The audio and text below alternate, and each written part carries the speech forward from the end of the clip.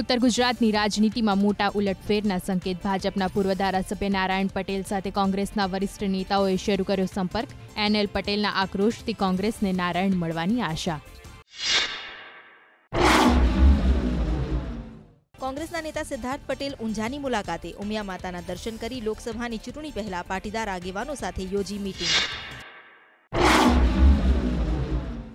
રાજકોટના અટીકા ફાટક પાસે બસ સર્વિસ કરતી સમયે લાગી અચાનક આગ. આગમાં બસ સંપૂર્ણ બળીને થઈ ખાક. ફાયરની ટીમે આગ પર મેળવ્યો કાબુ.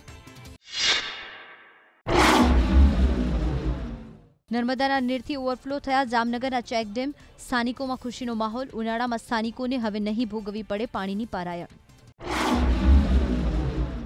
ભગવાન બારડને લઈ કોંગ્રેસના વિરોધ મામલે ભાજપ પ્રવક્તા ભરત પંડ્યાનો કટાક્ષ. પ્રશ્ન કરી પૂછ્યું, શું કોંગ્રેસ હાઈકોર્ટ વિરુદ્ધ ધરણા કરે છે? સાથે જ કહ્યું, કોંગ્રેસ પોતાની નિષ્ફળતા છુપાવવા ભાજપ પર પ્રકારની કરી રહી છે આક્ષેપ.